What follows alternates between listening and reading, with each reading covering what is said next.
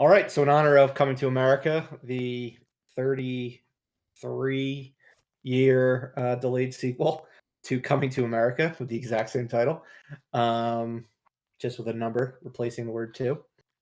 We're going to cover today in our feature presentation some other sequels we would like to see, like 10 plus years after the original. So movies that are already 10 plus years old that have not had sequels yet, not even announced. So like Avatar would not count. Ones that we would want to see in the future. Do we think they'll be good?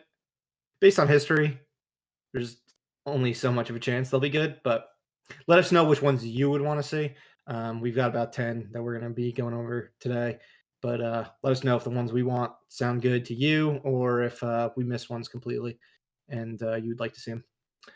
But one question I just want to pose before we get to the main show is what do you guys think is the best long delayed sequel so far that we have gotten? Because, like I said, there have definitely been a bunch of crappy ones. Anchorman 2, for example. But there have been some gems. I don't know.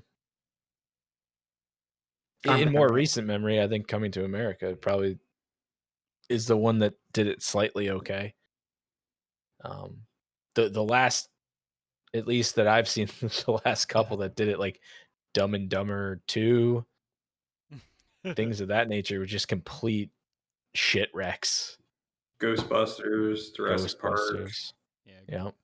All the RoboCop. A lot of classics that I think it's an easier list to say what's been terrible. It is much easier. Like it's tough to you have to legitimately think of good ones. But the one that I put down, which I'm not sure how many of you guys have seen this one, was Blade Runner 2049. Only a few years old at this point, but it was 35 years after the original. Pretty amazing that they pulled it off as well as they did. I mean, he got nominated for a bunch of Academy Awards. Didn't have the original writer, director. Ridley Scott wasn't involved. Maybe he was an executive producer or something. But it did have Harrison Ford returning in a supporting role, similar to how he was in Star Wars: The Force Awakens in a supporting role, but even a smaller role than that one. And really, it was Ryan Gosling's film, but it did continue the story of the original a bit without spoiling any of the mystery aspect of the end of the film, which was cool because I think that's one of the great debates in cinema history is was Deckard a replicant? And they didn't truly answer that in this one. Corey, I know you're a big Blade Runner guy. Would you agree with this? Yeah, definitely. I definitely went into this movie with as low expectations as possible. I was still really excited for it, but I remember walking out of the theater and being taken back by how well it was done in so many ways. It still felt like the original in a lot of ways. It didn't make uh the film more more new and more current. It still felt like a Blade Runner movie, and the story was very satisfying. I thought, kind of doing its own thing too. Ryan Gosling was awesome as well. Yeah, no, it had a obviously it could only have so many characters from the original one, but the new cast was fantastic. Anna de Armas, Robin Wright, Jared Leto, who, as always, is a creepy character. It's required in his contract, but yeah, that's just the one that popped in my head. Doug or JP, did either of you see this one yet? I haven't. I'm actually surprised that you said that they don't do anything to spoil the ending of the first one, because that seems to be all these movies do is just recap the entire first movie while adding very slightly more content. Mm-hmm. But no, I have not seen the newest Blade Runner. Yeah, how about you, Doug? Yeah, I saw it. I don't think it was for me. I'm not a huge Well, you didn't watch original. you didn't watch it on 4K. That's And true. I may have it's to really watch meant it. to be seen on a 4K player. Were you a fan of Uh, the original? Original, it's fine for me, but no, I guess I wouldn't consider myself a fan of the original. So it's hard for me to judge the movie. It seems like fans of the original like this movie. I'm kind of lukewarm on the original. I think it's somewhat entertaining, but doesn't hold a special place in my heart. I found this movie to be pretty good to look at, but the story didn't really do anything for me. All right. So, Is there another film that you can think of that hits our criteria? the other thing I was thinking is we all kind of like Borat too, which was That's funny, dude. I was literally just thinking it in my head. I was gonna throw it out there if you didn't say it, just because I knew you did like Borat too. yeah, and I think we all kind of did. I mean, we all agreed it wasn't as good as the first one, but I think it did what it needed to do to be a serviceable sequel. Yeah. Yeah, that one kind of had a train wreck written all over it, and it managed to not be a complete shit show. So, yeah, Timely pick. It was just nominated for best movie at the Producers Guild Awards. All right. Well, yeah, we like we That's said, it. yeah, cool. But like we said, we will be talking about some other sequels, potential sequels that we'd like to see, kind of dream sequels to 10-plus-year-old films in our future presentation. And please let us know which ones you would like to see. Comment on any of our pages or YouTube.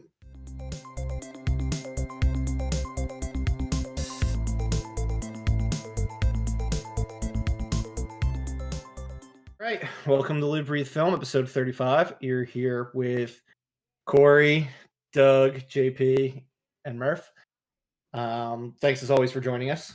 Before we get into our main topic for today, let's just run through some news and what we watched over the past 2 weeks since our last episode. All right, like our last episode with our news section, we are going to go rapid fire. We broke it up into 3 sections: creative announcements, release dates, and trailer talk, where we talk about trailers for upcoming films that have come out recently. We'll start with the announcements, and this one is breaking. Just announced Wednesday afternoon, March 10th. Michael B. Jordan is officially directing Creed 3. It will be opening next Thanksgiving, not 2021, but 2022. This is the first film he has ever directed, so he's kind of following in Sylvester Stallone's footsteps also, in the fact that Stallone directed, I believe, 4 of the Rocky films. 4. He directed Rocky 2, 3, 4, and Rocky Balboa. So it should be interesting to see how he does. We don't yet know if Stallone is coming back as Rocky in this one. I hope he does. But any thoughts on this? Did you imagine Michael B. Jordan suddenly becoming a director, or or if he was going to direct something, does it make you happy that his first one is Creed? Yeah, I mean, I'm really excited about this. Murph, I think you called this a few years ago. I remember having a conversation with you, and you were like, "I wouldn't be surprised if Michael B. Jordan directs Creed 3." Yeah, So, I mean, it was definitely rumored for a while. I know Tessa Thompson, believe, kind of spilled the beans a few months back, but yeah, it's official. Ryan Coogler, he came up with the story again. A couple new writers are going to be actually drafting the script up, but yeah, we're gonna have a new Creed movie. Who the fuck would have thought that in I guess 2015 when the first Creed movie came out that it would become its own trilogy? It's pretty cool. All right, next up, we've got J.J. Abrams is going to be rebooting Superman. We do not yet know who's directing it. We just know that he's producing it, Bad Robot's producing it, and it's being written by Ta-Nehisi Coates. I believe he's written some Captain America and what was the other? Black Panther? Yep. Black Panther comics. We don't yet know really anything else. Wait, no screenwriting credits, just comics? Yep. No screenwriting credits. This is Oh, going wow. to be his debut. I wouldn't be shocked to see JJ end up moving into the director's chair. I mean, he's got nothing currently on his plate as far as we know right now. Could be like a Rise of Skywalker type thing, but hopefully better. Do we think it's going to be a Black Superman? Do we think Henry Cavill's coming back? What do you guys think? No, I think with the announcements, they've made it painfully clear that it's going to be no more Henry Cavill, and it's going to be probably a Black Superman. And we were talking about this before. I just don't know why the fuck you would just like throw out Cavill and go with something so completely weird and different. Like, I don't know. All right. Do we think there could be two versions of Superman on the big screen, similar to how we've gotten multiple Jokers in the past couple of years? Could they do something like that? And we're getting multiple Batman as well. I think it's possible. Yeah, I mean, cater to all the fans. Why not give Henry Cavill fans, their version of Superman, and then do something new? And why not bring back Brandon Routh too? Just they did on the CW on the show, right? Okay, yeah, he was Superman. I think the writing has really just been on the wall. Is that like they're kind of done with Cavill for whatever reason. Yeah, I think you're right. And fans are really not too happy about that. So it's basically just Momoa and Godot that survived. I guess Ezra Miller as well. Yeah, I think Ezra Miller and like Batfleck to an extent might be really the only. I honestly don't see them doing a Wonder Woman 4, so I think she's gonna get 3 movies and then they're gonna move on. And then Momoa, I mean, if Aquaman 2 comes out anytime this century, that movie keeps getting delayed. That'll be another 2 years. I think. I mean, the thing with Aquaman is that movie is so different than all of the other movies in that universe that they could just continue doing like a few more Aquaman movies, and it wouldn't even matter. I think it just depends on what Warner Brothers wants to do. I feel like a lot of people don't even think that movie is in the Snyderverse. I mean, it is. It is, but a lot of people reference it. But I think if you talk to any random person that likes superhero movies, they're not going to realize that they only make a couple nods to it, very few. Yeah. It just seems like Warner Brothers really has no fucking idea what they're doing. Yeah.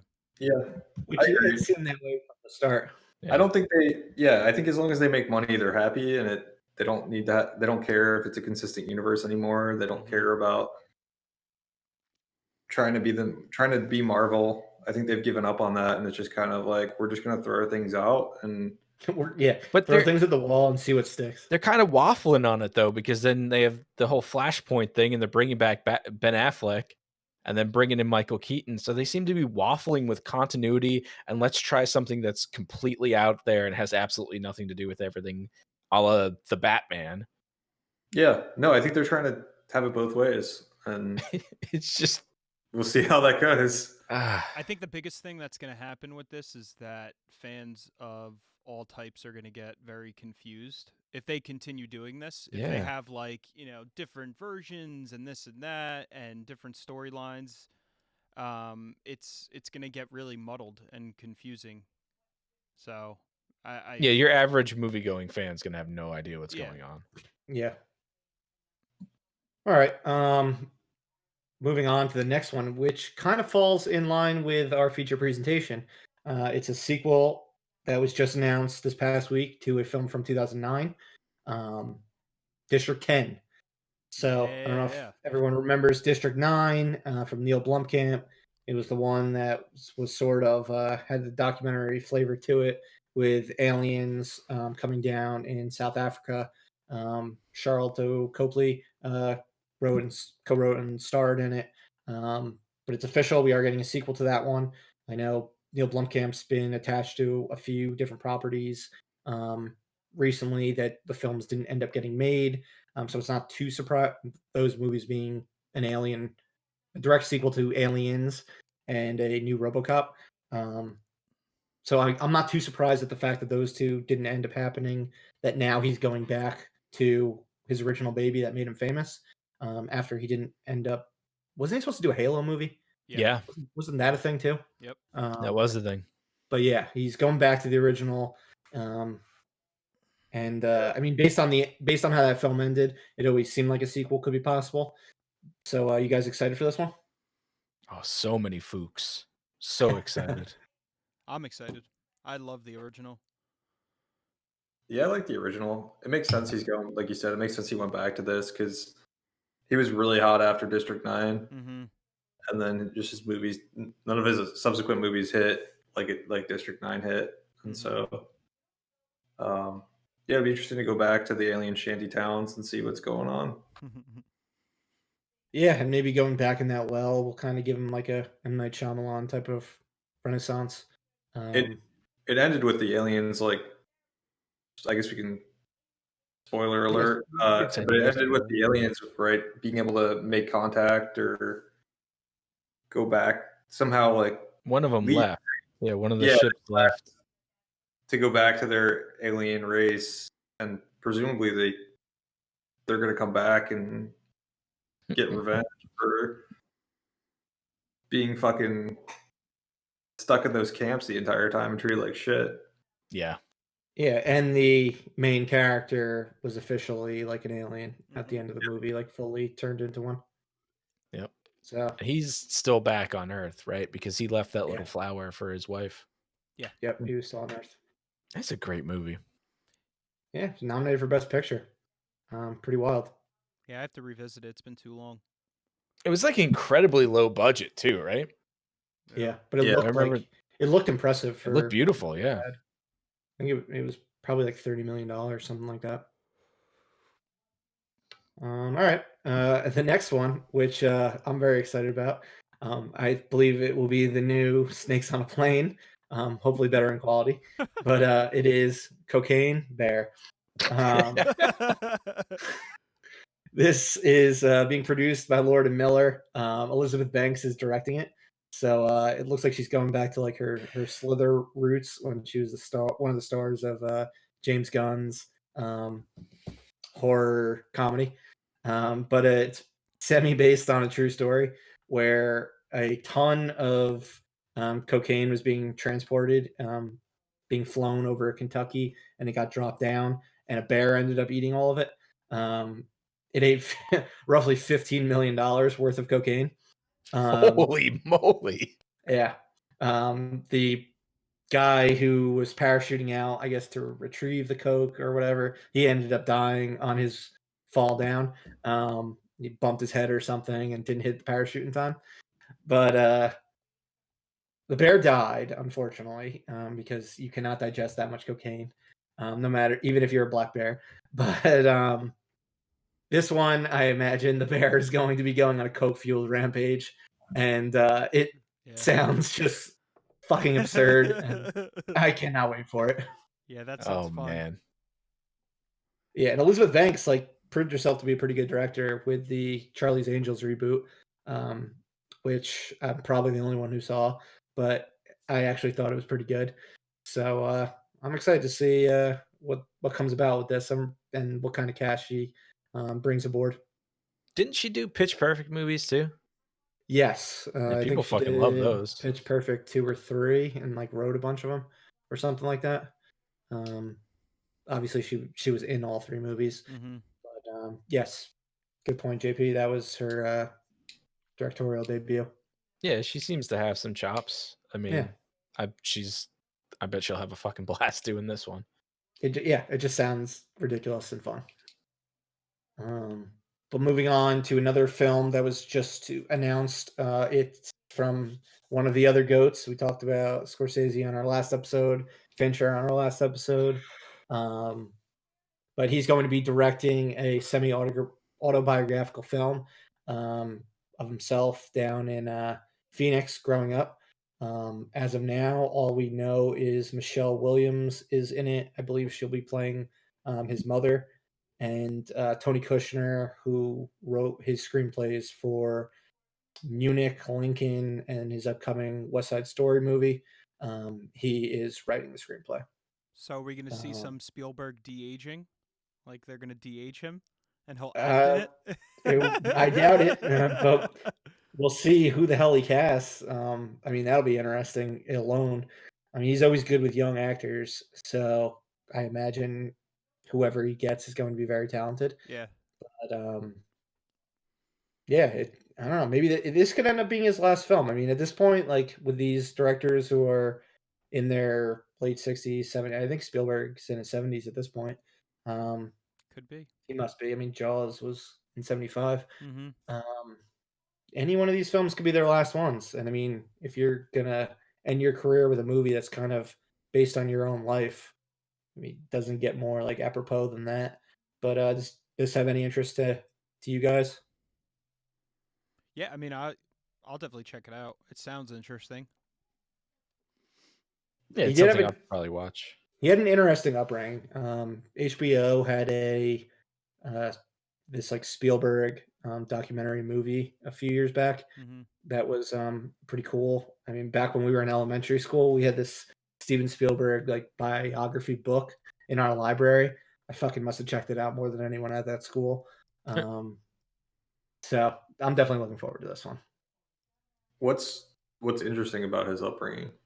Was there something that His stuck out? relationship with his parents, which has been kind of documented through his films, and the fact that he always kind of has the father figures usually aren't that great. He had kind of an estranged relationship with them. His parents got divorced. I know he was kind of like a self-hating like Jewish person. I mean, things were pretty anti-Semitic back when he was growing up in Arizona. And then just him starting to do his filming on Super 8 like cameras and things like that. I don't know if they'll get so far as him sneaking into Universal Studios to start working there. Like literally, that's how the dude like started working, was sneaking into Universal Studios and took over his own office.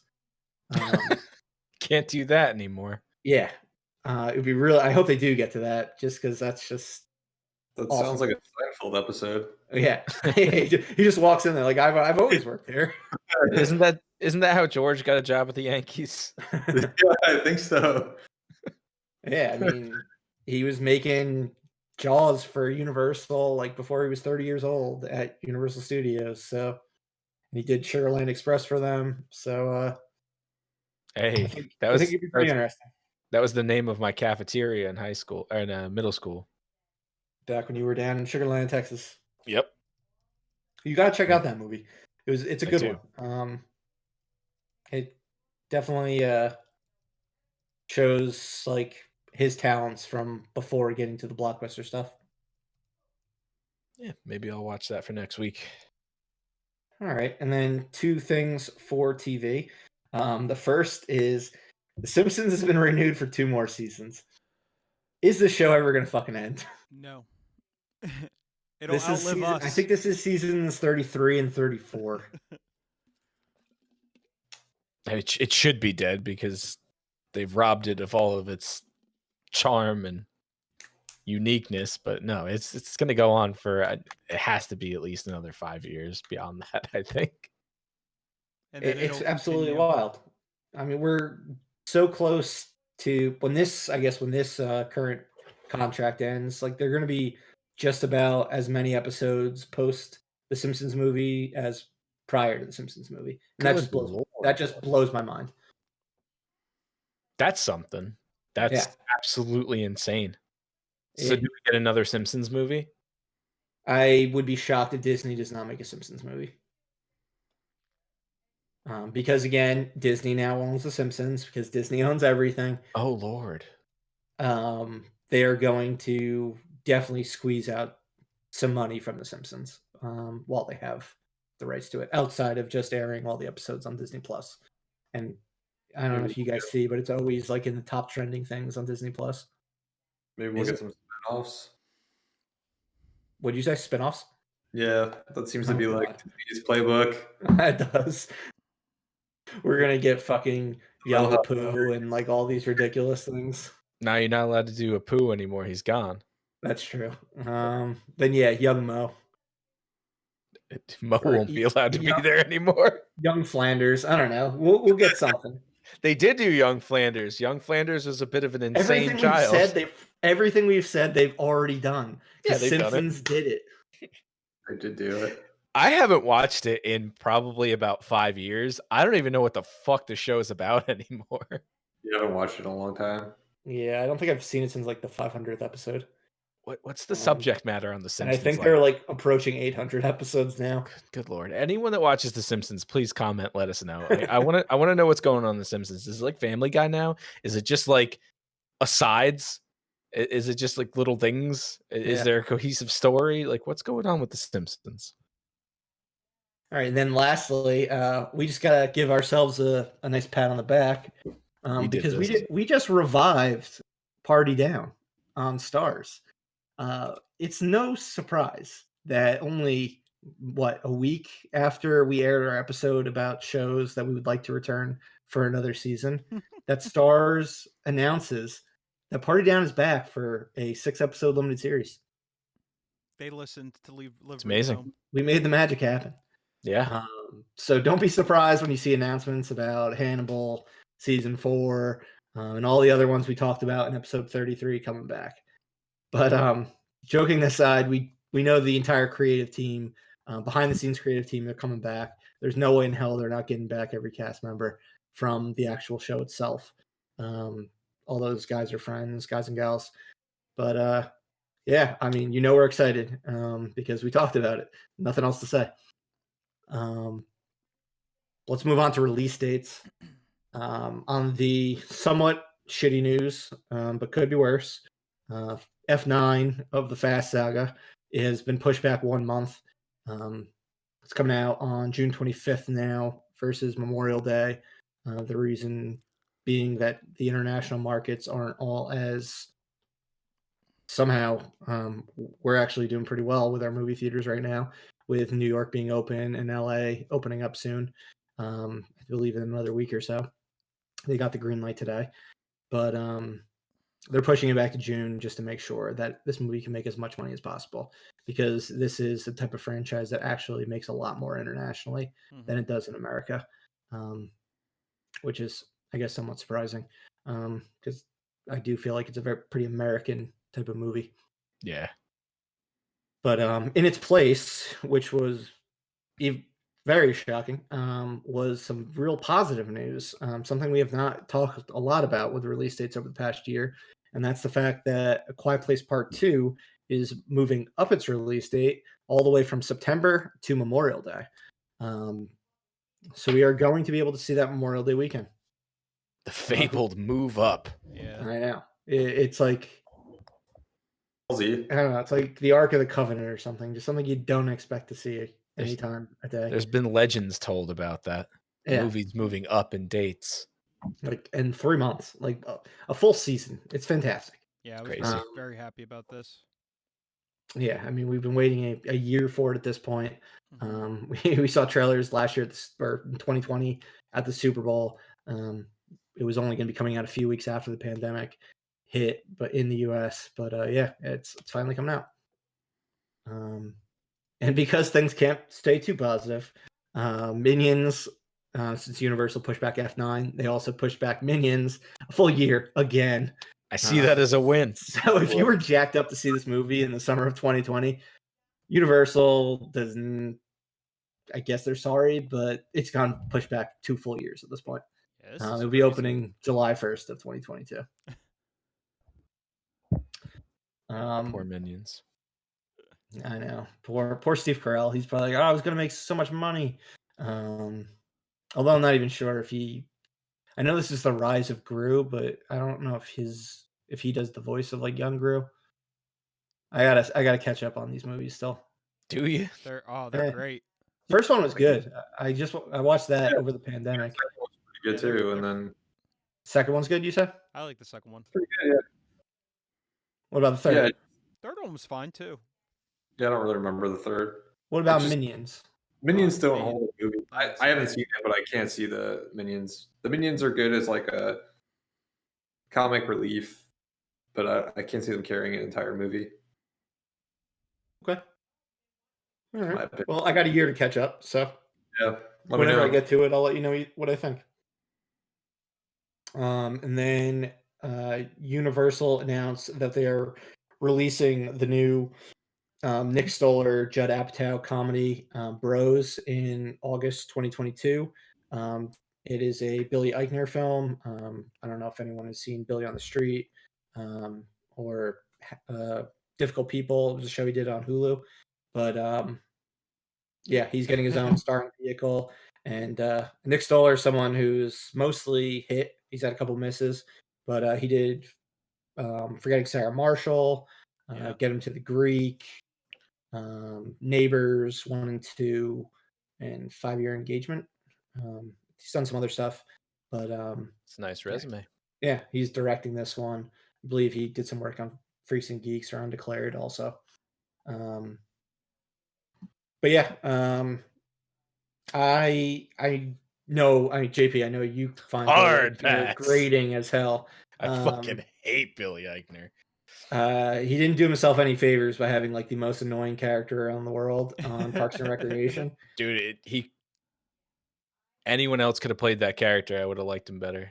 Yeah, I don't get it. I imagine this one will be more similar to his show on Hulu, Difficult People, that ran for a few seasons, and it's a much more toned down version of him. It's not even like his like Billy on the Street character. But yeah, we'll get previews for that in the next year, and then we can see if it's any more palatable for JP or not. No, it's a hard pass already. And then lastly, The Woman in the Window, a long delayed 20th Century Fox movie starring Amy Adams, Gary Oldman, and some others is going to be opening, or not opening, it'll be releasing on Netflix on May 14th. So if it wasn't for the delays of the Death on the Nile and Free Guy, this would have been the last of like the 20th Century Fox movies. But, Wow. yeah, those two both got delayed. So Is this a horror movie? it's kind of like I get the vibe that it's like a Gone Girl, like Ooh. Stranger, or what's the one on the train? Stranger, drunk woman on a train with. I don't think it's drunk woman on a train. Stranger on a Train was Girl on a Train. No, I thought on it was a Girl on a the Train. girl on the train. No, Yeah. Strangers on a Train. That's like a Hitchcock movie. Drunk Is it the one with Liam Neeson where he's on the train and then his action? Yeah, I No, don't it's- know. yeah, But it's it's Girl got on one a of those Train. like it is what she's seeing, like real, like Point of view driven. yeah, one of those type of movie. Yeah. It was like it was one of those ones greenlit like after Gone Girl or written after the success of that one. Gotcha. But, yeah, that'll be out on May 14th. I actually got, I don't know if I was the only one, but I got a ticket to see like a test screening of it maybe like 3 years ago, and I Wow. didn't end up going. But supposedly the test screenings went terribly, so they had to do reshoots and things like that. Hopefully it ends up being better by the time it hits Netflix in May. You like to see that with movies. Yeah, exactly. You don't want to see a piece of shit, even if it's free on Netflix. Yeah. All right, let's get into our trailer talk. Luca, new Pixar film. What do you guys think? It's a movie set in Italy where the main characters appear to be mermen. Merman. Yeah, this didn't really do anything for me. It just seems like kind of by the numbers Pixar. But by the numbers, Pixar is genuinely great. I guess it didn't strike a chord with me, but that doesn't mean it might. It doesn't mean that it might not be good. I mean, I'll still see it. I'll watch it. There's like the reliable car that you know is not going to break down on you, and then there's like the super flashy car, which may be a a death trap, but it looks really cool and it makes you excited. This is like the old reliable car that's not sexy at all. I mean, it doesn't like, look like Cars, which Cars is a piece of shit. Yeah, you're So- very right about that. or It the does- dinosaur. Yeah. It Fucking looks like dinosaur. it's aiming to be another ride at Epcot. Yeah. Similar to like Ratatouille being in Paris and Coco inevitably being in Mexico. Looks like they're doing their whole rounds. Eventually, they'll make their way to Britain and everywhere else. Do you think they have a map and they just chuck darts at it to see where they're going to It's make possible the next movie at? they spin a globe and they put their finger down, and that's where they end up setting their next movie. We're a finger poke away from like a Pixar Kazakhstan movie, like a lovable Borat, but in Pixar. I think you may be something though that they're just going around the world in Epcot, and if they can just throw some rides in that maybe they can attract kids and make kids actually want to be in Epcot. I mean, that ride. Disney has like an armed guard there, just like telling them to pump out movies for Epcot. Yeah, I mean, Norway was like a sad place to be. You'd wait a couple minutes and you'd be on a ride where you see some trolls going on a boat, and now it's fucking an hour-long line for everyone to go see Elsa on the Frozen ride. Mm. I mean, it works. So Yeah, this could be Disney's masterstroke plan to make Epcot the next big park. We will see over the next 5 years or so how many more Pixar rides end up there. But it comes out in June in theaters as of now. We'll talk more about it then. Army of the Dead.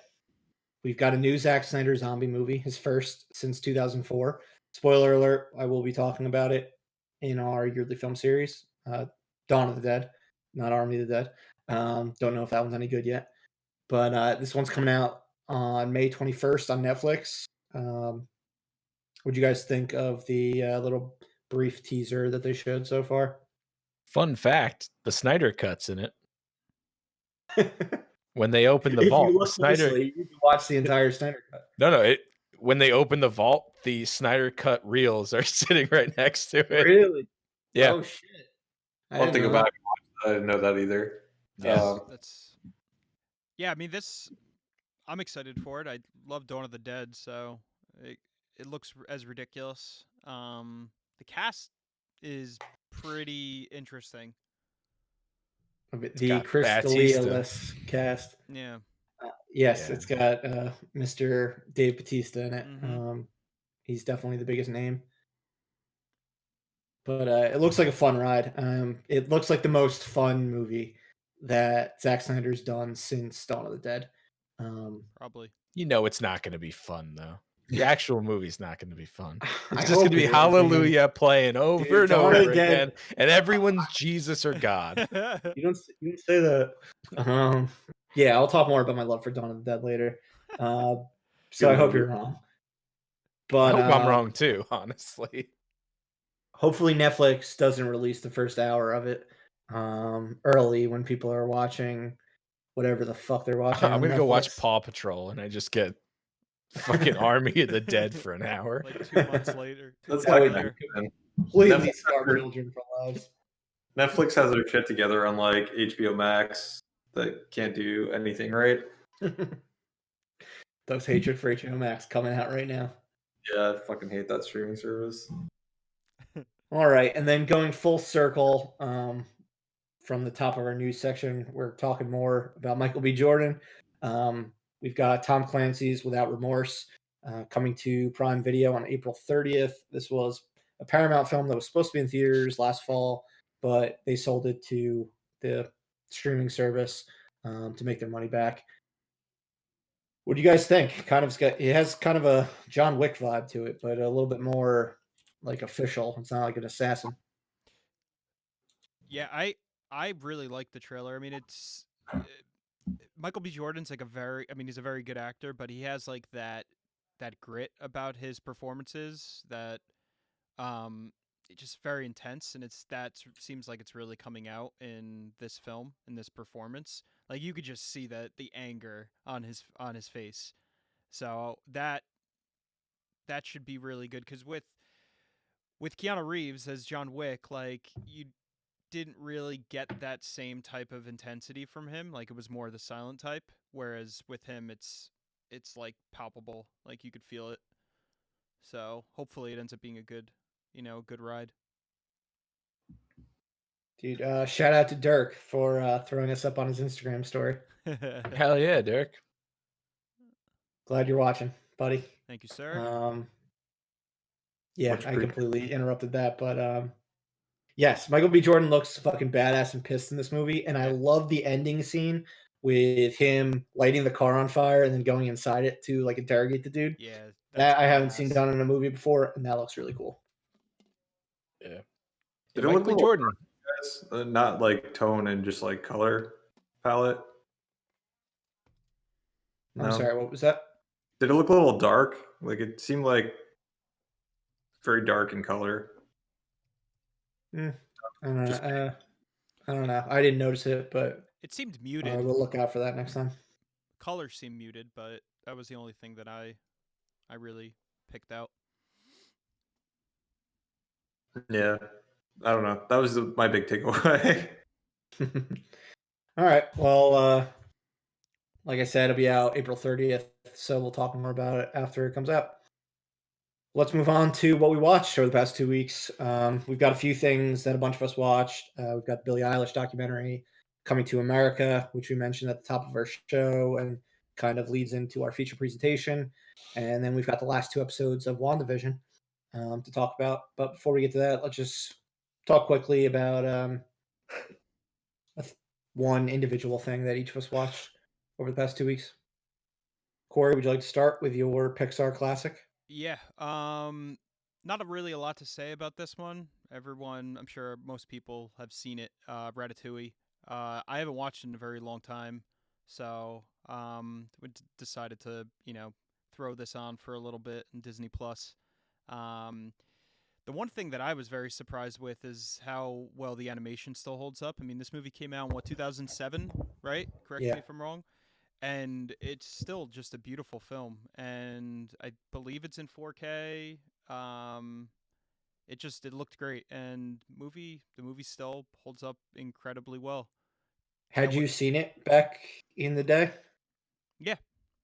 Yeah. Yeah. I mean, it's one of my favorite Pixar movies. Probably, I would say probably in the top 3. I've always really liked it. I would agree with that. But it's just been a really long time since I've actually watched it, so it was nice. It was nice to return, and now I want the ride to open up in Epcot.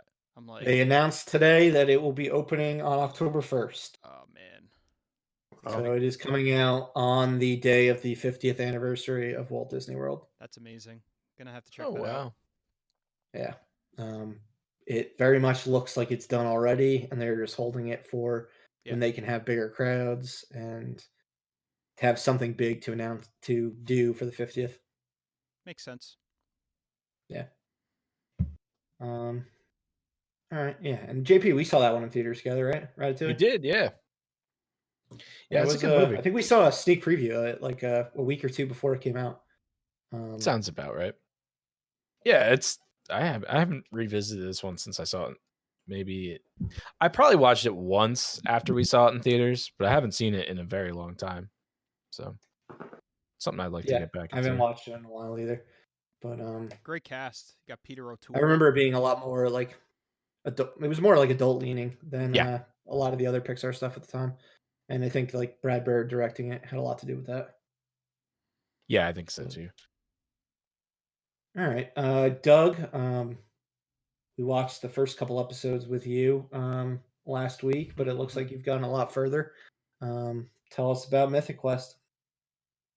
Yeah, so my buddy Corey introduced me to a show on Apple TV Plus Max. Snyder Cut. Etc. Adjectives. Wait, it's called Apple TV Plus Max? No, I Yeah, added Snyder Max Cut. for good measure. But it's a show on Apple TV Plus that is Charlie Day is somehow somewhat involved in creating the show. So people that's not familiar with Charlie Day, he created It's Always Sunny. Yeah, he helped so it's write. got a little, He helped write the show. and it stars Rob McElhenney, Yeah, Yep. who's also one of the big characters in It's Always Sunny. He plays Mac, and we've got Danny Pudi from Community in it, who hasn't really done anything for me yet in that show, but he's in it, and I liked him in Community. But it's just basically characters. It's a comedy. It's characters kind of fucking around at a big gaming studio, and it's funny. It's pretty funny. It But like I said, for what it has that Office, Parks and Recreation. it's got like type of a vibe to it. it's somewhat of a got- Silicon Valley vibe to it. Yeah, that too. yeah, it's almost like It's Only Always Sunny in They're Silicon much more Valley. competent. Yeah, and it's definitely got like a little bit of It's Always Sunny vibe going on too, Mm-hmm. which probably helps that they have Rob McElhenney involved. But it's good. It's funny. I enjoy it. I haven't finished the season yet, but I'm fairly far along. There's an episode that currently holds a place pretty near and dear to my heart, where they find out that at the gaming studio, they find out that their game has become a platform for Nazis. And so they're trying to deal with the fact that Nazis are using their game as a platform. And it's pretty hilarious. Yeah. Because they're like, they don't want to like just kick them off. So they're just trying to figure out like how to bad PR. Tiptoe around the situation. yeah, they're trying to like figure out how to deal with it, and it just kind of descends into just like pretty hilarious antics. And so if you're thinking about getting into the show and the first episode doesn't hook you, I'd at least stick around till the Nazi episode. I think it's the 4th episode in the show. Yeah, the show definitely takes like a couple episodes to build, because a lot of the jokes are based on the characters. And you got to understand them, but yeah, like most comedies. I don't know. I haven't gotten to the end of the season. Well, you may like Danny Pudi in the role, but does he work better as the season goes on? Or I find him it's a very because he's like one of the guys. He's one of the bosses, and so it's a very like straight-laced role, and it doesn't do anything for me. Yeah, I mean they expand on him a bit, but he's definitely not the focus. He kind of is there to I guess to facilitate a lot of the jokes. There's one instance with CW, the older guy. That's actually really funny. One episode where it involves the two of them. You probably haven't gotten to yet. That's probably my favorite episode with him. Okay. Yeah, I know season 2 is coming out soon, so I hope they figure out, because Abed's like was one of my favorite characters in Community, so I just want to see Danny Pudi utilized a little bit better. So maybe season 2 when it comes out in a couple of months. Yeah, I'm interested to see what you think about the rest of the season. Yeah, for sure. I mean, if it's anything like the first half, I'm gonna like it. So recommend that you all check it out. Murph, keep watching. JP, start watching, and let our viewers, if they're looking for a new comedy and they have a subscription to Apple TV Plus Max, etc. It's pretty short too. Plus Max Go. I think it's 10 episodes. It's pretty short, so it's an easy watch. It's 9, and then they did like a COVID episode. Yeah, that was funny. Cool. JP, you got a comedy from a long time ago, unless there's a new version of Extras on Netflix. No, it's just the old version of Extras on Netflix, which I was surprised to find. I figured that.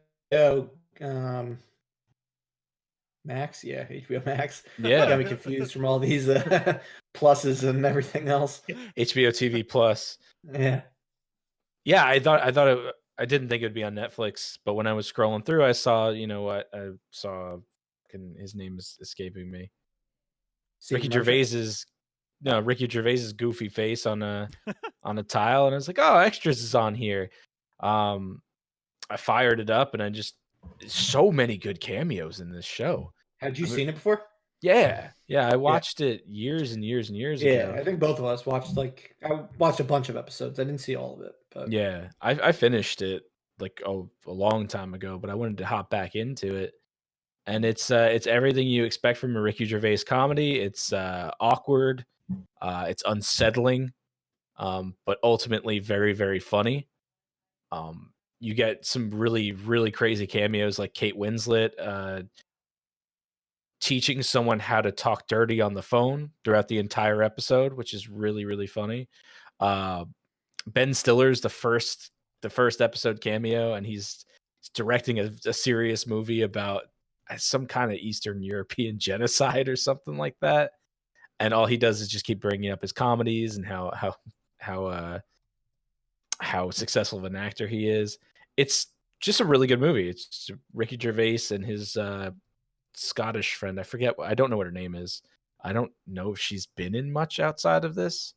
But they play extras in movies. They're background artists.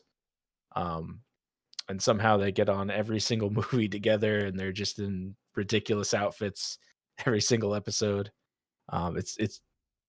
It's worth a watch because it's something that you can just pick up and watch each episode sort of individually, and not a whole lot stretches through the whole series. There are some small plots, but you just really watch them to see the cameo and kind of like the weird situations you get in. But Extras on Netflix, it's definitely recommended if you haven't seen it. It is very funny, and like you said, the cameos are fantastic. So good. Patrick Stewart, he's got like that killer one. Yeah. Oh yeah. The pitch for his movie is fantastic. I don't want to spoil it for anyone, but that's a great episode. It's not what you expect from Patrick Stewart. No, it's not what you expect from any of them. They do such a good job. Or thespian. But yeah, like any cameo is not like what you'd expect from the actor. The only one that is Samuel L. Jackson. It's exactly what I figured Samuel L. Jackson would be like in real life.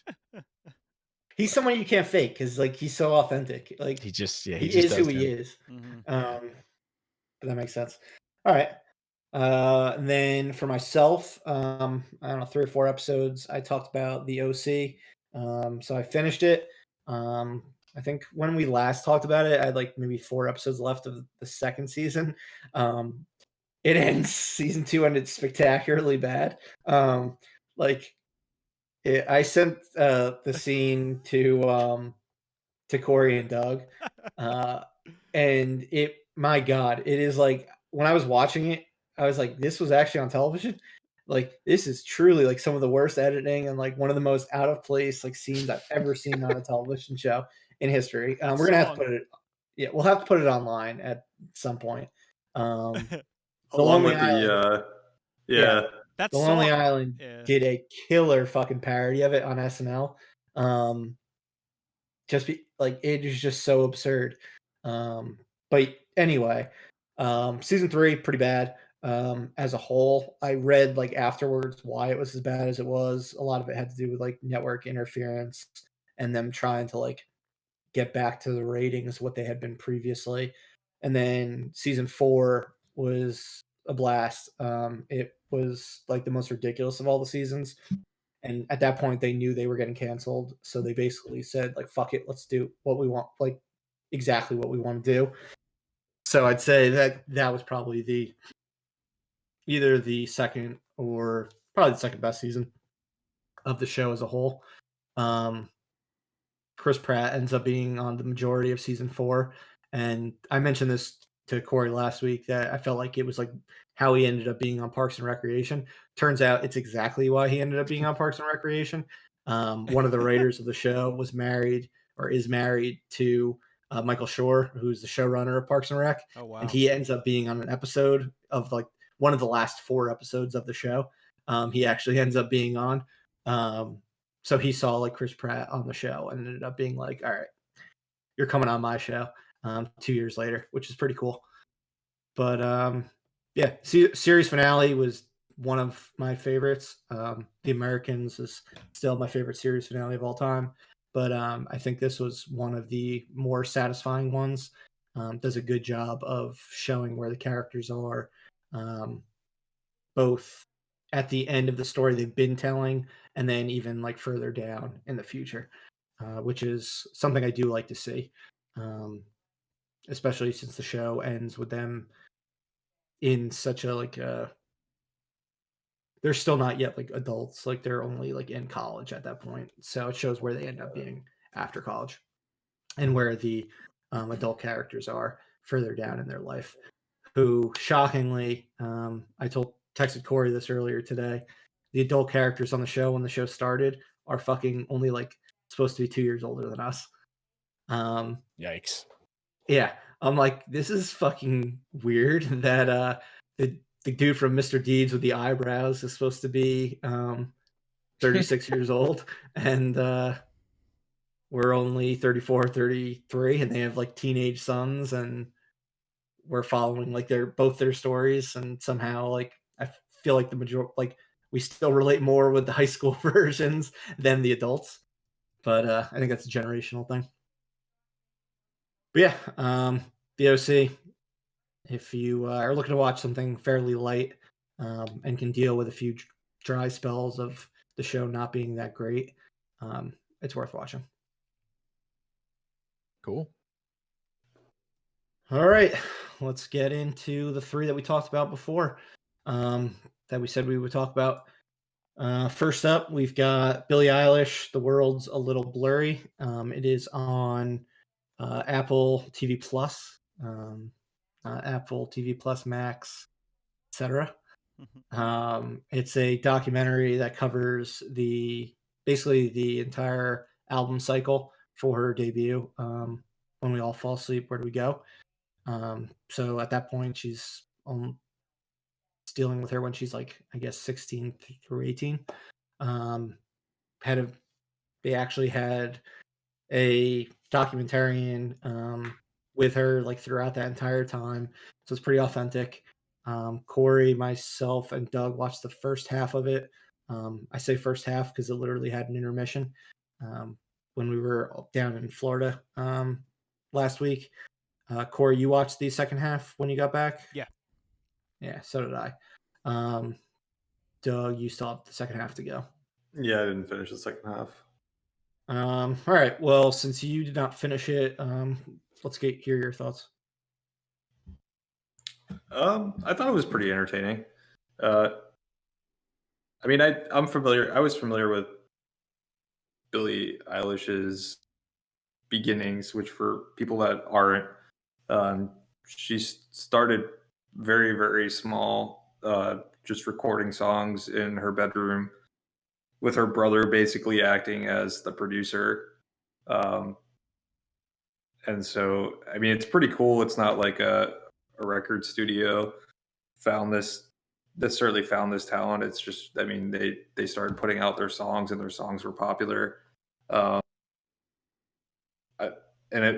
it follows her. It kind of like you see that part, and then it kind of skips ahead to when she's like on the cusp of really, really becoming big. And the first half I saw followed that. It was interesting. She definitely like a person that goes to the beat of her own drum. Very unique person, an artist. But yeah, I mean, I thought it was pretty interesting. There was things I didn't know about her, like that she had Tourette's, that the studio follows, and that how involved she was in directing her own music video was something that I found surprising. She had a director, and you basically see her just like film various stages of the of the video and say this is exactly what I want, and then the director just kind of went along with it. I think Murph, you had told me that after that she basically directs her own music videos and doesn't use a director anymore. So that was interesting. Yeah, I thought it was pretty good.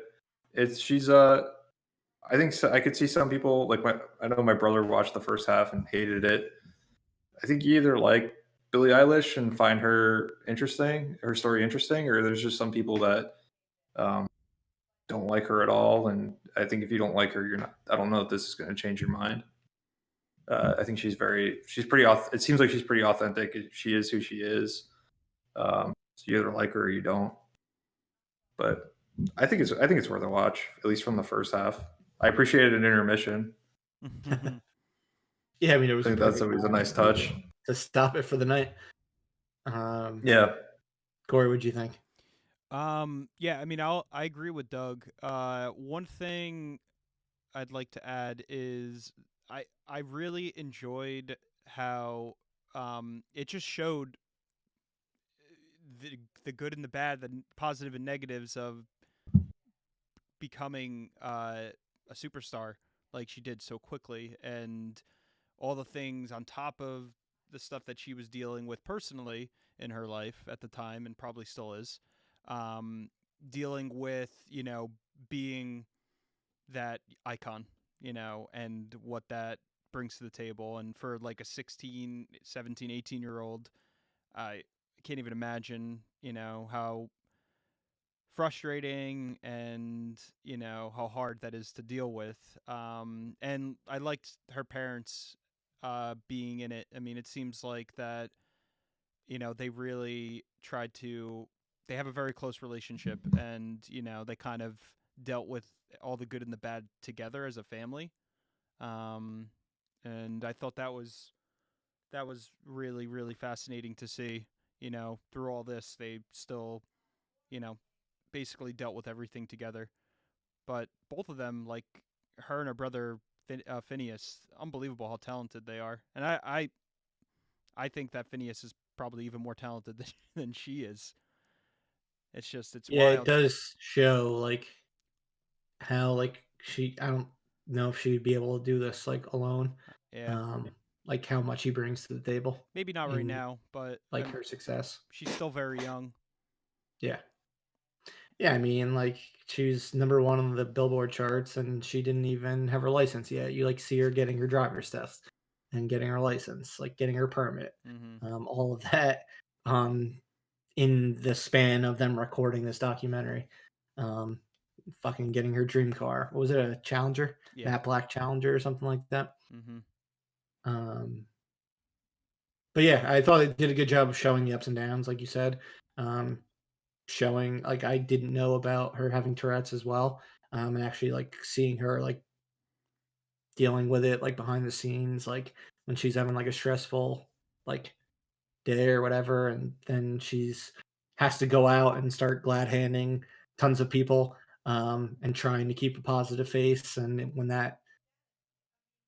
when people see through it and then they talk shit about her online about it, like that sucks. Yeah, really Especially does. when you really are a kid at the time. Um, but it also showed just how fucking cool what she was doing was. I mean, I know we joked a lot about her meeting Orlando Bloom at Coachella, Yeah. and just how ridiculous that was. And then she meets her idol, Justin Bieber. They have a bunch of stuff in the second half that's pretty interesting, and just kind of shows how she's in like exclusive company, and the fact of like being so famous at a young age, and how like only so many people have dealt with that before, and they're the only ones who can give the real advice on how to fucking survive it. Because I mean, if you look at someone like Justin Bieber, he's had plenty of meltdowns and shit like that in the past. Britney Spears, another example. Um, they're kind of like protective of like their own people and want to help them so they don't have the same situations befall them. Yeah. But yeah, I thought it was really well done, really cool how they just did it over the span of one album cycle, versus like a documentary that covers like an entire life or anything like that. they were able to really put like dig in on a specific moment in time, and such an important one in her case because that was her breakthrough. All right, let's get into Coming to America. We talked about it at the top of the show. We're going to be talking about it in our feature presentation. A couple of you have watched it already. I have yet to see the first one, so I'm going to try to avoid listening to as much as possible. All right. Coming to America, not to, but to America. When they first announced this, Corey, I mean, I don't know if you had the same feeling I did, but that PG-13 rating, man, that seems scary. Yeah. But I think it worked for this movie just because they didn't try and do anything good. They just sort of played it safe, and the PG-13 movie, the rating kind of really makes sense. I Because think they also Yeah. they danced around it, as best as they could. Yeah. I really didn't even it didn't seem like an issue for me throughout the movie because the movie was just so silly. Yeah. I think if they really were going to try and make a movie in the same vein as the original one, then you would have needed that R rating, but they definitely didn't try and do Yeah. that. They made a safe, goofy, kind of dumb movie with some brilliance in it. Yeah. Although like the jokes, like there were some like really really funny, edgy Eddie Murphy jokes that were thrown in there that I was not expecting. I was not expecting like that. Really, like 80s the Eddie barbershop. Murphy. Yeah, like Yeah. I mean, he pushed that. I know a lot of people on the internet were like really annoyed about it, but I mean, Yeah, fuck them. It's funny. Yeah, that felt the closest they got to the original Coming to America was in the barbershop. Yeah, definitely. And that felt nice. And then they kind of ruined it because they kind of got a little too 2020, 2021 with it. And then they go back later in the movie and it's kind of back to that, oh, this is the 80s Eddie Murphy going at it. Yeah. I thought the beginning was fucking hilarious. With the funeral that doesn't happen, with all the performances that were there. It kind of brought me up to this peak, which I never came back to for the rest of the movie because it kind of tanks after that. Like the whole middle is a shit mess. The end is decent. It felt too long too. That was one thing. I was expecting it to be a lot shorter than it was, and it had it felt like it had 4 acts instead of just which was weird. It did because the main guy is 2 completely different characters. Like when he's in New York, he's this guy trying to make his life right, and then he gets to Africa and he's just he turns into a cartoon for a bit, and he just becomes this like over the top character, and then he kind of goes back to being that same guy from the beginning. Yeah. It kind of felt weird to me. I didn't love that as much. But overall, it's honestly not a terrible movie. There's a lot of good acting performances in it. Eddie Murphy does a fantastic job. Wesley Snipes killed it. He absolutely killed it. Yeah. All the younger actors and actresses were great, and I still hate Leslie Jones. I still don't find her funny at all. I liked her, but she's definitely outlandish. Yeah. She fit, I guess, in that role. But yeah, Wesley Snipes was absolutely that character was so hilarious. General Izzy. So good. General Izzy. Yeah, and dude, his son when he introduces him, I was dying laughing. He's got the cane and he's dressed up like that was so good. But yeah, it was just really silly. It was really cool to see Eddie Murphy and Arsenio Hall come back to these characters after 30 years, and it did not feel forced for them. It just felt like they just fell right back into the roles, which is cool. Some of the characters themselves felt forced, for being in the movie, but they did a really great job, and I loved the sexual chocolate at the end of it. That was, I think that was the best one aside from the barbershop. Yeah, I agree. It was fun. I mean, I enjoyed it. I mean, I thought it was actually a pretty fitting sequel. Nowhere near as good as the original, but definitely a fun movie. I liked it. I wanted to hate it. Yeah, And I same. couldn't. Yeah. Yeah. But yeah, that's So all right. We're done with that. Murph, yeah, you can JP? come back from spoiler land. I'm back. You're back? Oh, we got Hey. a brother. We got Brian. Yeah, look who I found. We Oh. got fucking Zac Efron. On the Hi, bro. program. And, It's our first interview. It's our first interview. Hey, Zach, how you doing? We heard James Gunn said you were not going to be in Guardians of the Galaxy Volume 3. I'm sorry. How does this make you feel? yeah, we figured if we could bring in Zac Efron, we'd get more views. So we got him. We'll see what I happens. mean, I just wanted more people to watch my films. That's why I came on here. Well, we're glad to have you, Zach / Brian. All right, let's talk about WandaVision, episodes 8 and 9.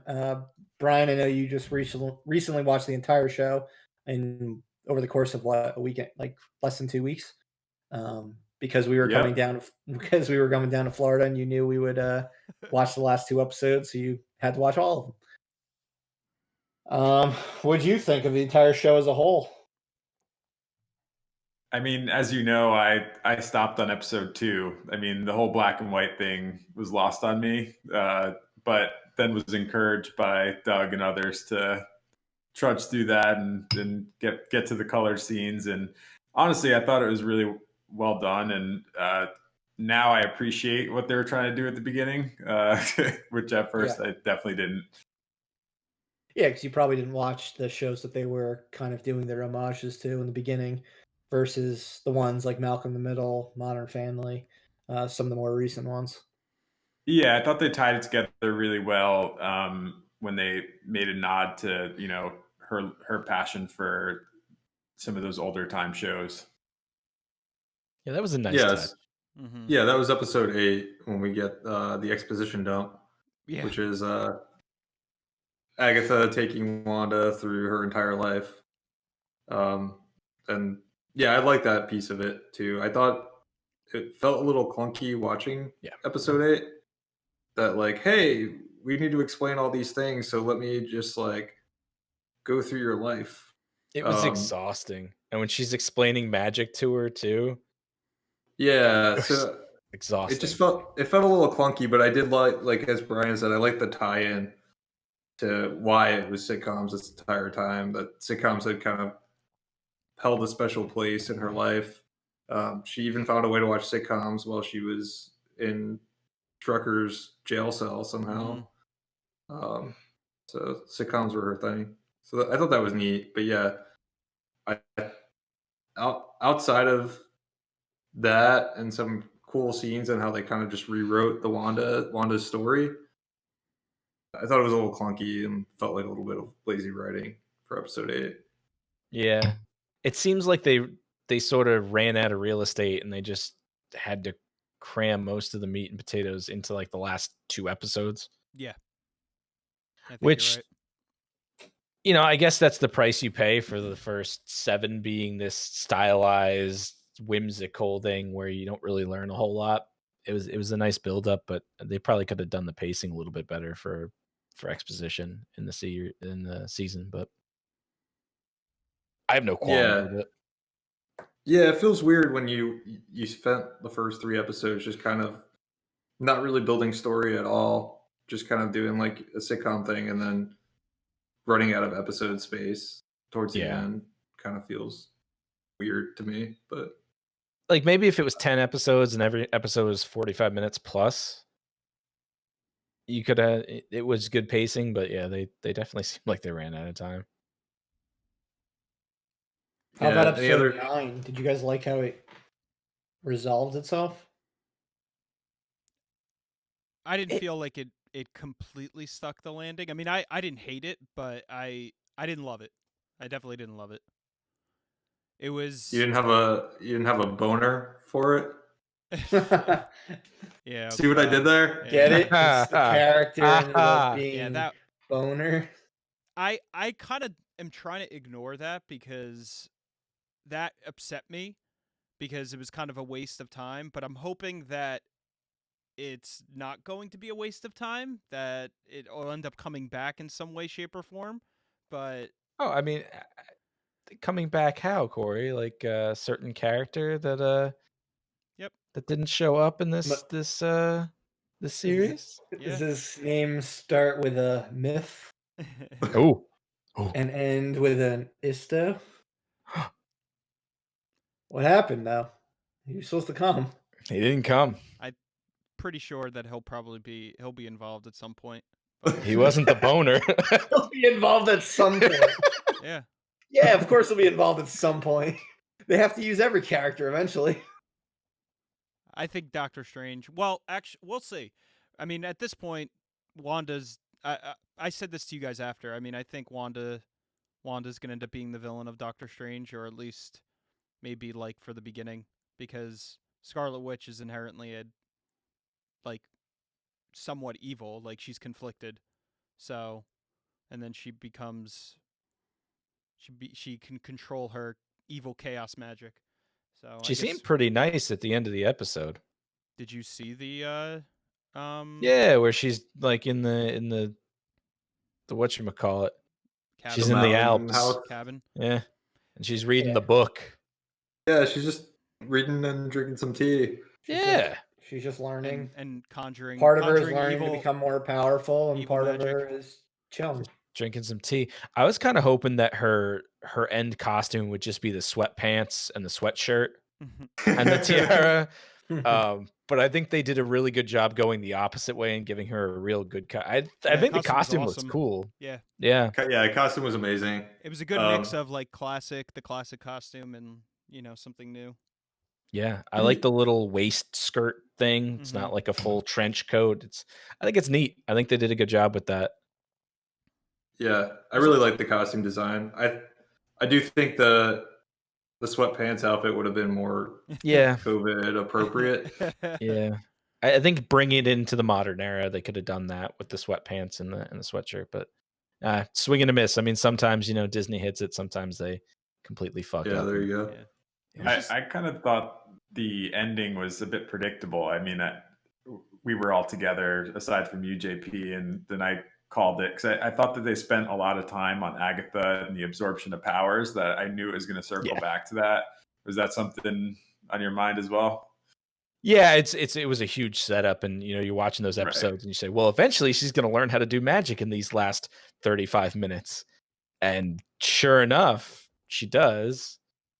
Yeah, I guess it had to be done because now she knows how to do it. But yeah, it was a little predictable, but neat, I guess. It's a lot of setup for what's to come. Yeah. In my opinion, it was one of the weaker MCU final acts. I couldn't give less of a shit about the CGI characters fighting in the air and things like that. Oh, I ignored that. Because that wasn't the show they gave us for 8 episodes. When you just throw in the usual thing that we get every movie, it just didn't feel of a place with everything else. So outside of Vision and Wanda talking, the finale really didn't do much for me. At least episode 8 had a lot of those great flashbacks, which were all told a lot about the characters.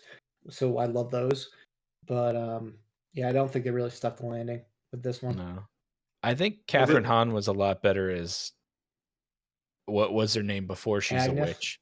Agnes. And I think she loses something immensely when she tries to be somewhat serious. Unfortunately, it sort of went a little too cheesy for me. Mm-hmm. Maybe that had to do with the fact that every line out of her mouth was exposition. She became an exposition vehicle for sure. Yeah. The CGI fighting, I think, could have been better if the CGI actually looked better. Thought it looked like crap, especially the Vision fight with the red sky. Just thought it looked like kind of garbage. I thought Agatha was terrible. Yeah. You've got 2 witches fighting and they're just throwing balls of energy at each other, just magic. Do something interesting. Turn someone into a chicken or I mean, just get creative with it. Throwing like orbs at each other is just like boring. Like Yeah. anyone can do that. Like it's just not Can creative. you do that, Doug? The best.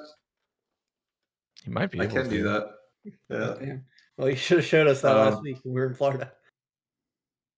But yeah, I don't know. It's just I wish they would got a little bit more creative with the fight, with the fighting, and they got more creative with what the magic could be rather than just throwing energy orbs at each other. I did like the callback where she got into Agatha's head and went back to the Salem scene. I thought that was kind of neat. I wish they did more stuff like that.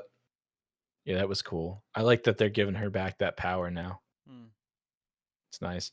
Am I the only one that worries about Elizabeth Olsen's hands? Because there's a scene where she goes to hold her hand out and she's doing this.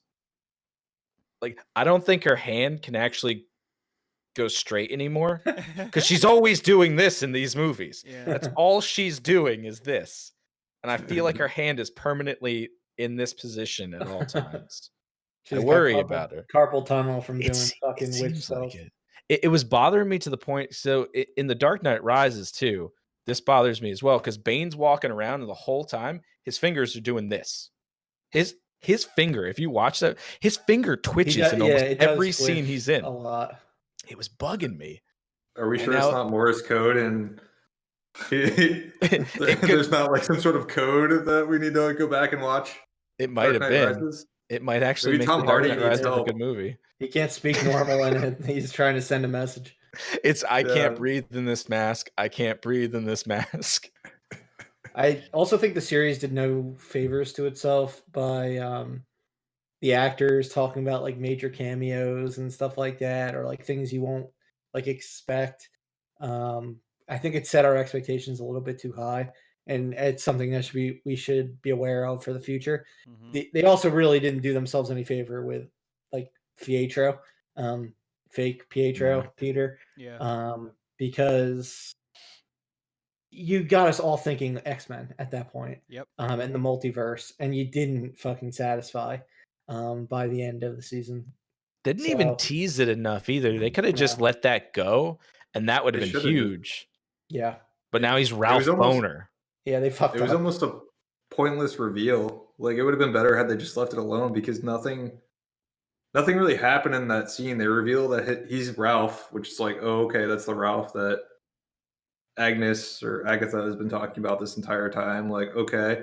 But like no one was like, who's Ralph? I mean, there were people that were like, I wonder if there really isn't Ralph, but that wasn't like a question. That wasn't a question we were dying that for. Wasn't a satisfying answer.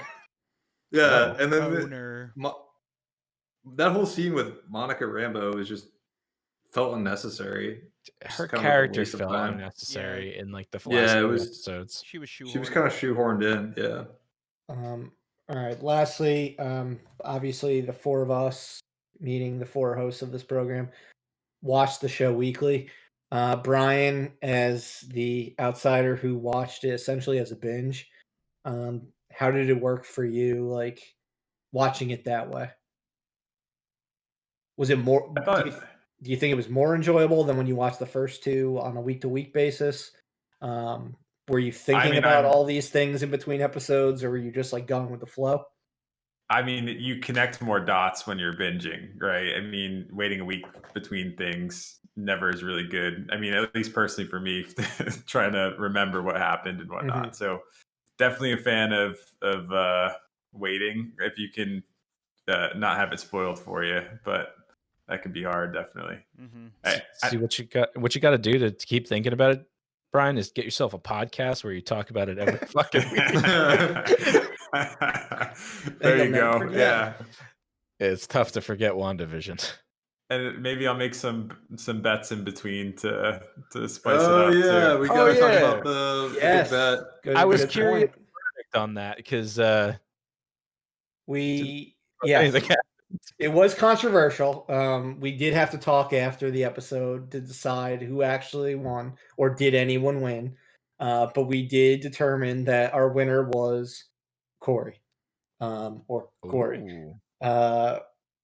due to the fact. Unless Vision actually doesn't make a reappearance He like blows in up. season 2. Yeah, I mean, there's gonna be like in 20 years, Corey might have to give back the money to Doug for some reason.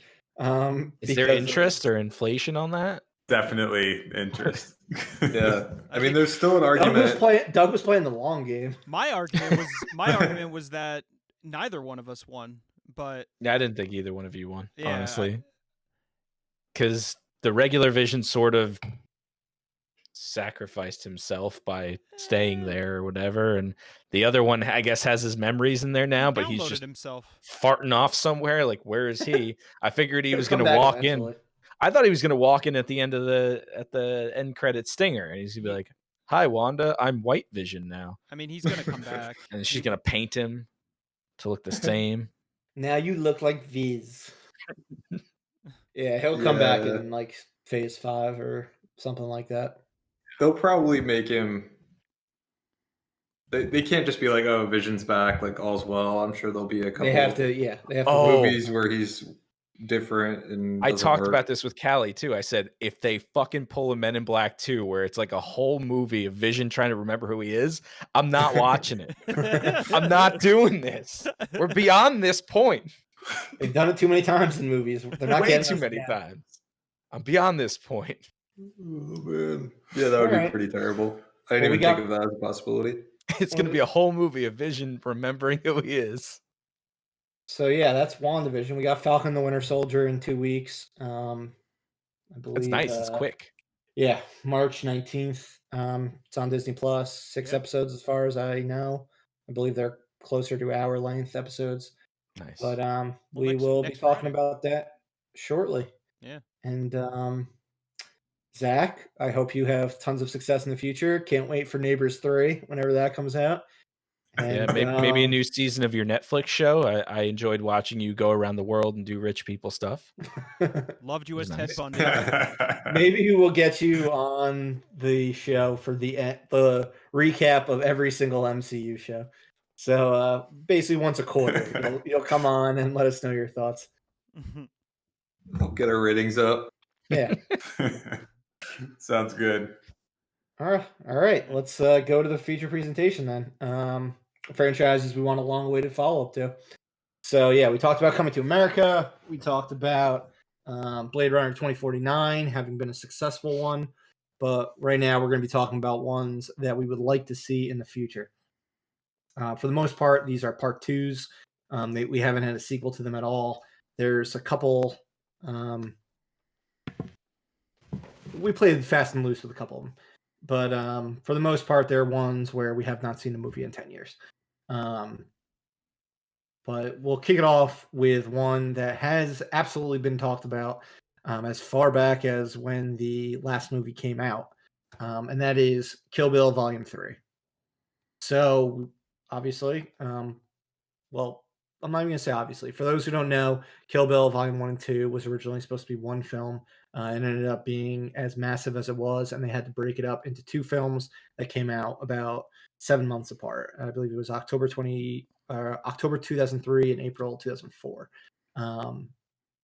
In Kill Bill Volume 1, when the bride kills Vernita Green, played by Vivica A. Fox, Vernita Green's daughter walks in, and the bride, played by Uma Thurman, essentially says, in 10 years or whatever, if you want to come and get revenge against me, I will understand.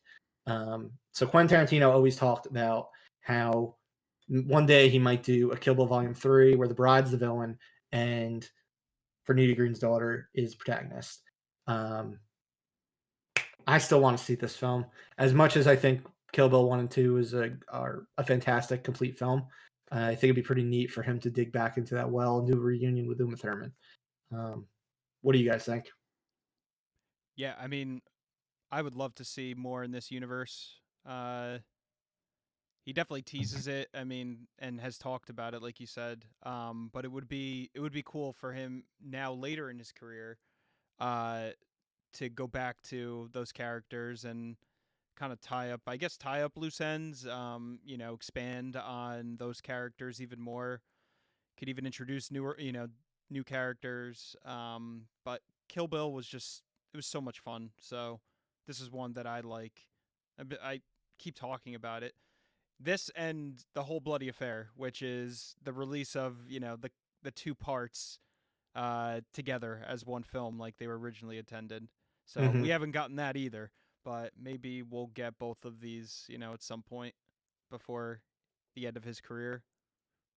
How Yeah. long is that? Like 5 hours with both of those combined? You're looking at a little over 4. Yeah. It's a lot of talking at the end of it Probably too. 4.5 hours. What's wild is that people have seen like this first cut. It exists. It's just never been released. So it's just strange. I don't think I've seen either of these movies. Really? You've never seen Kill Bill? What? I don't think so. Oh my god, Doug. Seriously? We Watch fucking it. showed you Yeah. Orange County last week because you haven't seen Orange County, and you're. Yeah, I guess we should have just focused on Kill Bill movies? instead.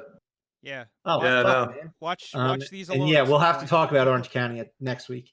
Yeah, I want to hear about that. Since we didn't add that to the program for today. But man, you haven't seen the Kill Bill movies? It's pretty crazy. No, I've seen scenes, but I don't think I've actually seen the movie. Wow. I guess you've seen everything. You guys he's may done have tried to since. show it to me way back when, and I may have fallen asleep or something. That sounds accurate. Yeah. Sounds right. That is 100%. Checks out. Yeah, it checks out for reality. Shit. All right. Yeah. Are they available you were- to you stream were for for- free? I'm not sure. Do we know? We'd have to check that out. But JP, you were fairly mixed on the films. I believe you liked Yeah. the first one and didn't like the second one, or Yeah, was the it the other way around? The first one was good. The second one was incredibly boring to me. Oh, I could give two shits about seeing another Kill Bill. Quentin Tarantino only has a certain amount of budgeted movies that he's allowed to make in a lifetime before going back to his home planet. And I don't want it wasted on another Kill Bill movie where the But here's last one the- was all talking. Here's the thing: he is only budgeted for 10 films. He is Once Upon a Time in Hollywood was his 9th. I believe that this would be a loophole into getting at least 2 more films from him, because he counts Kill Bill 1 and 2 as one film. So if he counts Kill Bill Volume 3 as just part of Kill Bill, we get 2 more films from Quentin Tarantino. I mean, are you willing to roll the dice on that, though? Because if he releases this and the aliens come back and suck him up and he's gone, That'd be a I'd be a bummer. little upset. Yeah, that'd be a Yeah. bummer. I hope that doesn't happen. Yeah. I don't know. I don't really care anymore about the Kill Bill saga. I think it's run its course. I think there was too much talking in the last one, and it may continue. And this just may be a movie of like her daughter talking to Uma Thurman for like 3 hours and then chopping her head off. And then I'm like, Yeah. I don't know. But I do want to see fucking Zendaya versus Uma Thurman, because I believe Zendaya would be the perfect pick for the daughter. Was Zendaya like 5'5"? No, she's pretty fucking tiny, but Uma Thurman would I'm sure destroy she- her. I'm sure she'd be a badass. But I mean, she's in her 20s. Uma Thurman's a little bit older, not like old or anything, but I don't know. They would have some great talking. Yeah. So good news for our listeners, if they have a subscription to one of the worst streaming services available, HBO Max, you can watch and stream HBO or Kill Bill Volume 1 and 2 for free. There you go, Lovely. Doug. Your assignment for the next week: watch Kill Bill 1 and 2. He's The like, silence Yeah. speaks volumes. Maybe I'll watch one of I don't those like too. assignments. All right. Next up, Yeah, we'll see. No promises. That's fair. Next up is The Social Network. We jokingly talked about it last week, or Doug jokingly put it on the list of award-winning movies he didn't like. But now this week it is on ones where we'd want a sequel. This is one where I personally want a sequel. I don't necessarily know if JP, you're a Fincher dude.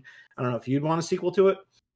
But I mean, the movie ended in a way, it ended very early in Mark Zuckerberg's career, and he's had a shit ton of other problems since then. Mhm. So I think you can go like a different route with a part 2, where it doesn't feel like the exact same movie all over again, but kind of make it like the Godfather of the like 21st century, where I know Fincher could make another classic out of it, out of dealing with like congressional hearings and all that kind of stuff, and make a really awesome part two. Aaron Sorkin has said he knows what he would write. Like he has a book that, similar to the first Social Network, he kind of wrote his screenplay loosely around a book about Mark Zuckerberg. He has another book in mind that he would do for this part two. I know Jesse Eisenberg said he would do it. Scott Rudin, who directed the Social Network, said he's down. So it's really just about David Fincher being like, all right, I've got enough serial killer things off my chest now. Let's go back to the Mark Zuckerberg well and give you guys another classic. Am I alone in this, or would you guys like to see a sequel? I'd be about that. There's definitely a lot to touch on. I mean, the man stole like everyone's personal information and sold it to people over the course of 20 years, and then got nabbed for it and sat in front of Congress looking like a fucking robot. That would be really interesting to see. We could see about him smoking meats. He likes smoking meats. Big fan of that kind of shit. Yeah, that's how he tries to look like a normal person. Yep. I smoke meats. Yeah, he smokes meats. David Fincher doesn't have a movie count, so we don't tap into that. Exactly. Yeah, I think it could be a compelling movie, honestly, especially because you have the rise of the Zuckerberg. Now you got kind of the fall of he didn't really fall because he's on top of the mountain. He's still one of the richest people in the world. It would be a compelling movie. Huge. Yeah, because you have this established scumbag goes through turmoil, and he still wins, and is still a scumbag, but becomes more of a robot along the way, which I find hilarious. So it even has that Godfather Part 2 like element to it, where he's even like the main character in Godfather's case, Michael Corleone, is more successful than ever by the time the Godfather Part 2 ends, but his soul is more damaged than ever. Right. He's done more damage to like everyone around him, and in this case, with the Social Network, he's done more damage to the world by the end of it. So I think it's just prime material to make another classic, and hopefully win Best Picture that time. It got robbed last time. Yeah, I think it would work pretty well. Yeah, you kind of sold me on that. Good pitch, Murph. That was more interesting to me than the first one. Be better than the first one. The consequences since that first movie are just so much greater than with dealing with him creating an app or a website that starts off as like ranking girls, whether they're hot or not, and then turning into like a college campus type of online connection thing. So, all right, definitely takes a dark turn. Yeah. All right, next up, we got Forrest Gump. So this was one that was actually going to be a sequel. There is a book sequel to Forrest Gump. I believe it came out around 9/11, and for some reason that kept it was planning on being a movie, and then for some reason they just threw it off the table around that time for whatever reason. Because I guess 9/11 was 7 years after the movie came out. But it would be similar to the first one, where Forrest Gump is getting involved in a ton of major events in American history. At this point, you can Irishman it, and you can DH Tom Hanks for any point in time that he needs to be. I don't know how many years in history you want to be dealing with it, but they could definitely pull it off if they wanted to, which is why I threw that on this list. I don't believe the book was supposed to be anywhere near as good as the first one or the movie, but all the creative talent involved, I'm sure, would do it. Would anyone want to see Forrest Gump too? Yeah, more Forrest Gump's not a bad thing. I think who's going to argue about seeing more like another Tom Hanks movie? Yeah, I mean, it definitely has potential to be a complete pile of shit, but I think you can do a lot with it. I mean, a lot has happened. I mean, you could even bring him into the forefront nowadays, being an older guy dealing with some of the stuff that's going on now. Yeah, Or it could 'cause just I be mean, all I about believe Bubba Gump. the first one ended and it was only in the 80s. So I mean, there's a ton of shit that you can cover. You don't even need to get the present. I mean, you don't have to get the present day, but if you want to, you can CGI it as well, so he's older. Yeah. If you cover that 40-year period, the opportunities are honestly limitless with what they could do nowadays. I think the So- first one won Best Visual Effects at the Oscars. So, yeah, For what? for like having Tom Hanks play Inserting him ping into pong old footage. with dead presidents. Yeah, with Gotcha. archival footage.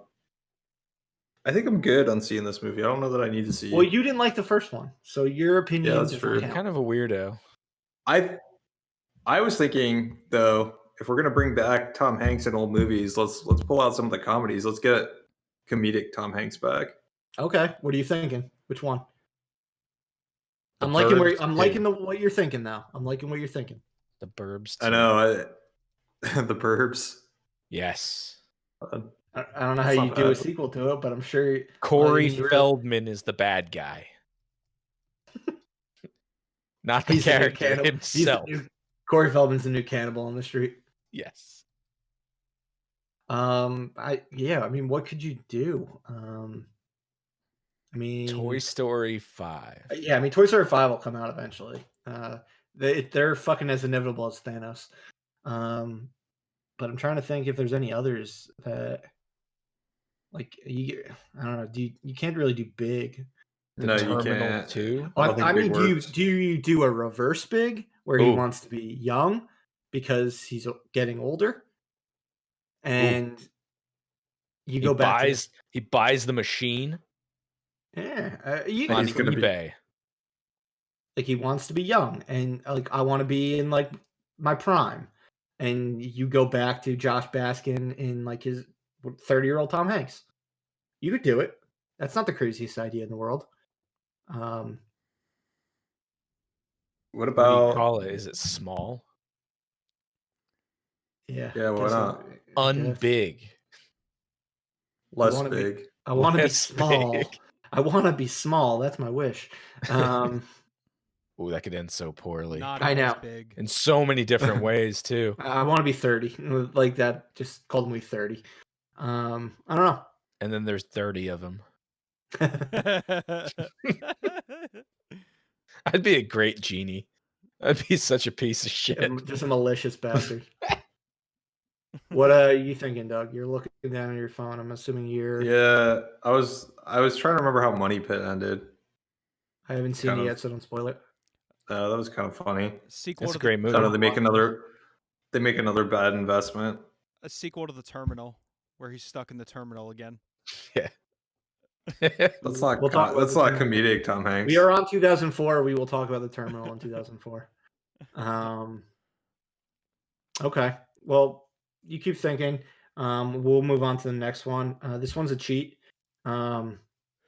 It's Boyhood, the Richard Linklater film. I was between this and Dazed and Confused. But I don't want to do I talked about doing a high school reunion type movie with Freaks and Geeks.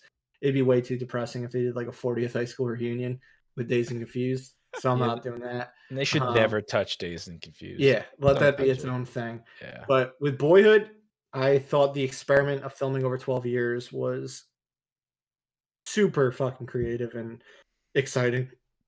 I don't know if you necessarily need to do a sequel, but do I guess a sister story. You could do Girlhood or something like that, where you follow it for 12 years. Again, it's a family, and you're following the whole family, but this time the female is the protagonist. So you cover over 12 years. The sequel wouldn't be able to come out until the 2030s. So that's why it's a cheat, but not a cheat. Because if they started filming it today, this movie would not be coming out until 2033. But I love the experiment that was Boyhood. And the movie is just about the rest of the family, as it is the main kid in the movie. or man by the end of it. But am I the only one who's seen Boyhood? I've seen half of It's it. on my list. I still haven't watched it. I haven't seen it. So you haven't, JP, you haven't gotten to him being in Austin yet? Actually, I think the half of it I saw was in the middle when he was in Austin. Yeah, I think I caught it somewhere in the middle one day. It's an interesting idea. Yeah. I don't know if I was really drawn that much into it because I didn't give a shit about the character, having picked it up halfway through, I guess. Because the movie's interesting that it doesn't cover like major events in the kid's life or anything for the most of the years. For those who aren't aware of what this movie is, they filmed it over 12 years. Over a couple weeks every summer they would film. So Ethan Hawke, Patricia Arquette, and Richard Linklater's daughter and Alara Coltrane would come together and they'd film a little bit every year for 12 years from 2002 to 2013, and it came out in 2014. And it's a fictional story. It's not fictional like they were filming this kid's actual life. Yeah, exactly. Because that'd be creepy. I wouldn't be down with that. And it's like timing real world like events into things. Like when they're in the summer of 2008, the kid's super like pumped about The Dark Knight and Pineapple Express, and like it takes you back like, oh yeah, like those were the things we were watching in 2008 and things like that. And eventually it gets to him going away to college. But yes, if you don't watch it from the beginning, I would understand why you wouldn't enjoy it as much, just because you're like, who's like, what's going on exactly? It was interesting. Yeah, it was a little like scattered and a little boring if you just catch it in the middle. But it's something that I've wanted to go back and watch. I think it's on Netflix too. It might be. It's on something because I remember seeing it, and every time I pass, I go, I should probably watch that, but I don't because I don't know. I watch stupid shit. Does not appear to currently be on Netflix. But I think it was at some point in time on Netflix. It's on something somewhere. It exists to watch somewhere digitally. Exactly. You can find it somewhere. We're confident about that. Find it at a somewhere near you on the internet. All right. Next up, we've got a 1980s classic, Tim Burton's Beetlejuice. We've been hearing about a sequel for this one for basically as long as we've been alive. It's never come to fruition. I think we've heard of Beetlejuice's Hawaiian Vacation. That's been something. But man, fucking get Michael Keaton back in the Beetlejuice makeup. Yeah, I know it's not going to be as good as Beetlejuice. I'm surprised that this hasn't happened yet. Michael Keaton's a national treasure, and he will be enjoyable in this role, no matter how bad the movie is. Yeah. You know, Michael Keaton's real name is Michael Douglas. I did know that. Read that actually. I saw that. I saw that recently. I found that odd. And he fucks with people when he puts down Michael Douglas on like reservations. He changed it because Michael Douglas was already doing stuff in the 70s, right? Yeah. Yeah, he had to because Michael Douglas already. Yeah, Michael Douglas had like produced One Flew Over the Cuckoo's Nest in the 70s. I don't know if he was necessarily a famous actor yet, but his dad was a famous person, so he probably assumed that this will become a problem. He gets the Douglas name. Yeah. Yeah. I would love to see a new age Michael Keaton playing Beetlejuice. I think he still got it. In every movie he's in, he still has that little flair of his comedic touch. He could talk about the new bath mats coming in. Could be Beetlejuice works at Bed Bath & Beyond. You know, he's just such a amazing actor. Like the fact that he just ducked out of Hollywood for the most part between like, I don't know, after Multiplicity until like the other guys for the most part. It's a shame. It's a massive shame. We've gotten a lot of good stuff from him over the past decade. And he doesn't seem to want to be slowing down anytime soon. So Birdman, amazing. Yeah, Birdman. Other guys. Chicago 7. Which one did you say? I was just saying the other guys. The other guys. Fantastic. The Founder. Spotlight, The Founder. He's done a lot of really good work. So it'd be nice to see him have another blockbuster on his belt. Bring on Tim Burton. And speaking of somebody who has had quite a renaissance over the past 7 years, Keanu Reeves, again, playing fast and loose with the rules here. We have seen a sequel to Speed, but we have not seen a sequel to Speed with Keanu Reeves. Yeah. I want to see Speed 2 with Keanu Reeves, Sandra Bullock, the two of them returning.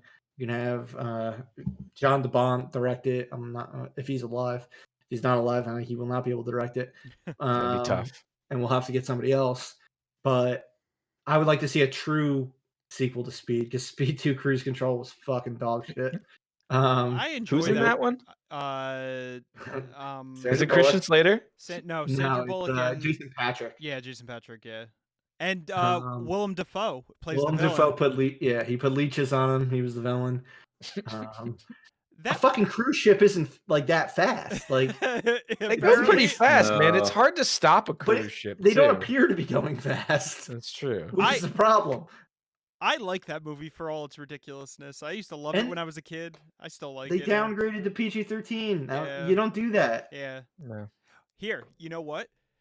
A new Speed movie, Sandra Bullock, Keanu Reeves, directed by the John Wick guys. Sure. I'll take it. That would be crazy. I mean, dude, we've gotten Keanu return to Bill and Ted. We've got him to return to the Matrix. Mm-hmm. He's just killing it with the John Wick movies. All he has left to return to is Speed.